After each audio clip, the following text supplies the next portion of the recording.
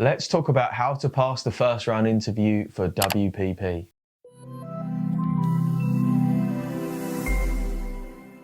What's up guys, it's Mike from Job Ready English here to help you get hired. Today we're going to be talking about the arguably probably the biggest media company in the world, WPP, and how to pass their first round interview. We help break down the interview and recruitment processes for world famous companies to help you get a job. And if you want more information, a research note, templates, worksheets, and helpful courses to pass your WPP interview, then check out our Pass the Interview pack designed just for WPP.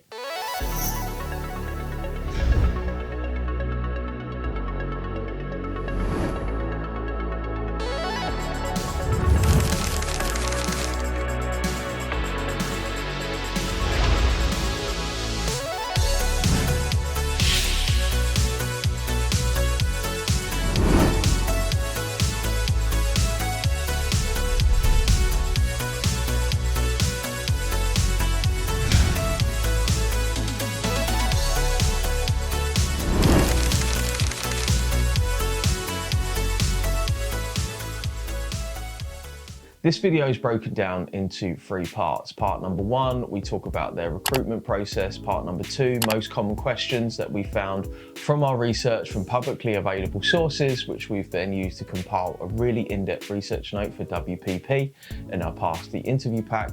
And then part number 3 is other questions that we came across, which we found really interesting. So let's talk about WPP's recruitment process. Do bear in mind, WPP employs over 200,000 people. Sometimes we get comments on our YouTube channel and they say, oh, what about this role?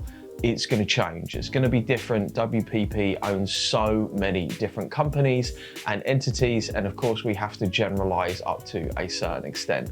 But if there's a specific video you'd like us to make, then drop it down in the comments below and we'll discuss it as a team. So candidates reported that the process lasted about 2 months. They would apply online and then interview at WPP. They then had a screening call and potentially another 2 rounds of interviews. We didn't have candidates report that they had an assessment center after that. So in part number 2, let's talk about the 3 common questions that came up for WPP and how you can answer them. Question number 1, tell me about yourself. For an in-depth explanation of how to answer this question and a breakdown and free worksheet, make sure you click the card up above. Tell me about yourself is a benchmark question for almost any interview, and I highly recommend, if you're watching this video and you've not prepared to answer this question, this is the first place to start, because if you can really introduce and sell yourself, then you're going to be in a really strong position for the rest of your interview. So when talking about tell me about yourself, you want to answer this in about 2 minutes. You'll want to talk about what are you doing now? What have you done in the last 3 to 5 years? What would you like to do in the future? A summary of work experience, a summary of extracurricular skills and activities, and finally other skills, interests and hobbies that you have. If you go and check out the Tell Me About Yourself video, there's a free worksheet which you can download, print off and write out your personal introduction, and make sure you practice this regularly. I generally get clients that work with us one-to-one to do this for about 2 weeks, and I always say stick it somewhere where it's prominent to remind yourself, and then you can just run through it. You want to get to the point where you don't need a script and you can just off the cuff just do a little personal introduction about yourself. And it really gives you a phenomenal amount of confidence in your interview, because you kind of know what you're talking about and how to summarize your skills and experiences, which is so important for the job interview process. Question number 2, what challenges have you dealt with? So you want to assume that you've got about 2 to 3 minutes to answer these questions. One thing I would say is I would pick out probably 2 stories. Is that 4 stories? 2 stories, my bad. So 2 stories, and really tell the story. So you want to talk about, when was this? Where were you? What was the challenge? Why was it so difficult? And what was the systematic process of steps that you had to go through to fix this challenge? So for example, I will give you a challenge. So a challenge that I had was last year, I qualified to become an instructor for the martial arts that I've studied for about 4 years. And it was something that I found really overwhelming, quite difficult. I was riddled with imposter syndrome, so I didn't feel like I was good enough. So the first thing that I did is that I made sure I got hold of the curriculum. I read through all the notes that are provided for the instructors for our federation. I spoke to my coach and I shared my fears openly about the things that I didn't know. I think I had about 3 or 4 Zoom calls with her prior to we actually have a formal exam that we have to do where we need to teach a class and demonstrate some different principles. We have to teach 2 of the techniques. We basically have to teach a 90-minute class in 10 minutes and make sure that we've hit all of the elements of the class. And I prepared, I practiced, I wrote out my notes, I rehearsed the class about 7 or 8 times. I was really nervous and I ended up passing on the day. It was the president of our federation for the country who viewed it. I was really nervous. He's a lovely guy, but he is a great martial artist and somebody who I have a deep amount of respect for. And he was like, oh, that was a brilliant class. I found it really engaging. You're going to be a phenomenal instructor. And I was like, thank you so much. But that was the challenge that I faced. Why it was difficult. It was difficult because I had so much going on. Obviously I have 2 different businesses which I run. I have a team, I have volunteering work, I have other responsibilities outside of work, and I had to jam that in. So what I found myself doing was that I would find a spare hour during the day when I book in a coaching call with my coach to go through my lesson plan. I would practice on my lunch break and just run through. I did a lot of different dry runs and I just sort of rejigged my schedule to make sure that the couple of weeks leading up to it, I can make that fit in. So you can tell a story or 2 like that. And I encourage you to be honest and talk about genuine challenges that you have faced. Sometimes when people answer this question, the challenges seem sort of false or contrived, because they'll be like, oh, I had to hand in a report at work. And I'm like, is that really a big challenge that you faced? I'm sure you've had bigger challenges.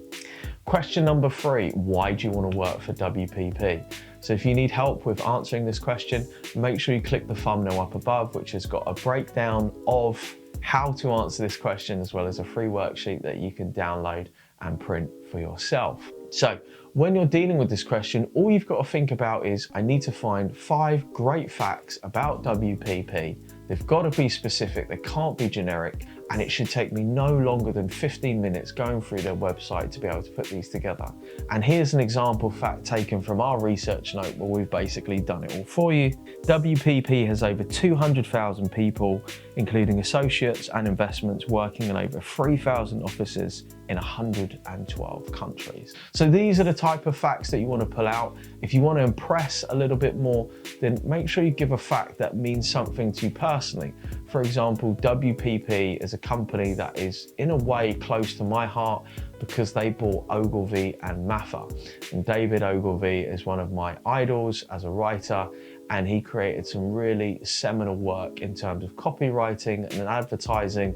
So I always have a little bit of an affinity for WPP because I think about them, you know, owning such an amazing and prestigious company like Ogilvy and Mather. So here are 4 other questions that we came across which we thought were really interesting and we wanted to deal with in a rapid fire round. Question number 1, why did you apply for this role? So this is basically why this job. For an in-depth explanation of how to answer this question in a free worksheet, make sure you click the thumbnail up above. So when you're answering this question, remember, it's not about you. This is a really important point to start off with. So this is a 2-part answer. Number 1, what would you do?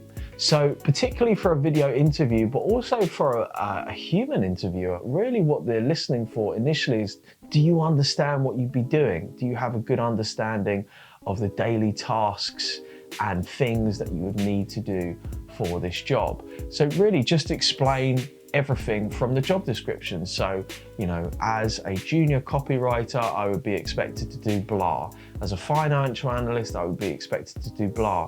And the reservation or the objection that answers in your interviewer's mind is, this person really knows what they're going to be doing. It isn't an accident that they're here, because that does happen. The second part of answering this question is you picking out 2 or 3 skills that you have to really demonstrate that you have a good understanding of the type of person that you need to be, and then providing proof to say, hey, I've got a great writing ability because I was part of my university journalism society, and I published 20 different articles while I was there over 3 years. So you want to have skill plus experience, which equals proof. Question number 2, how does your experience set you up for this role? Now, for those of you who have direct experience for this role, I'm sure you'd have no problem and you'll just tailor it to the job description. If you don't, then look at that job description and think, right, each of these skills, where have I built this skill, but in a different job, or in my academic work, or in my voluntary work, or in my extracurricular work. Like, everybody has transferable skills, but very often we forget to talk about that. So you could say, well, I'm really good at working under pressure because I used to be a cashier at McDonald's. I'd have to see a couple of hundred people every day. I'd have to deal with lots of orders. When people had problems, I had to resolve them. I had to communicate with people in the kitchen and also dealing with delivery drivers coming in and out. Everybody has transferable skills. We're not just sitting at home in a bubble, not talking to anybody. So if you don't have direct experience, think about what transferable skills that you do have.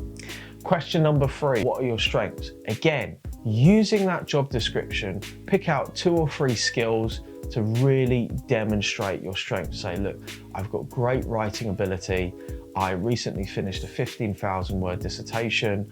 I read a lot, I write a lot, I have a personal blog.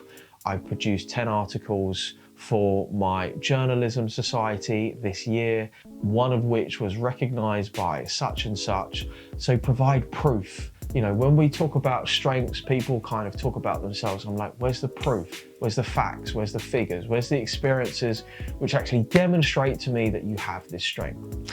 And finally, question number 4, what are your weaknesses? So when talking about what are your weaknesses, what you really want to think about is really these are just lessons that you've learned.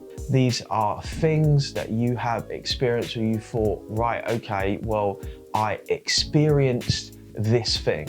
So an example that I've used frequently is that one of my weaknesses is that sometimes I can get so busy that I can be disorganized. I'm slightly ADHD. I very much suffer from shiny object syndrome. And what I end up doing if I don't make sure that I have a really tight schedule is I will start a project and not finish it and then move on to another project. So the way that I've learned to deal with this is I've just become really organized ahead of time and I make sure that I prepare. So on Monday, I'll meet with a member of my team and organise my week. The day when I leave the office, I will write down in a notepad exactly what I'm doing on the next day. So when I come in the morning, I know exactly what I'm doing. And also when there are other tasks that come up, I make sure that I delegate that to different members of the team. And what that leads to is higher quality work. And I've learned that it's always about quality rather than quantity. Guys, I hope that you've enjoyed this video. I wish you the best of luck for your WPP interview. If you found this video useful, please like the video. Drop us a comment down below saying thanks or boo or could be better or here's some other videos that I'd like you to make. Wherever you are, whatever you're doing, I wish you the best of luck. See you later.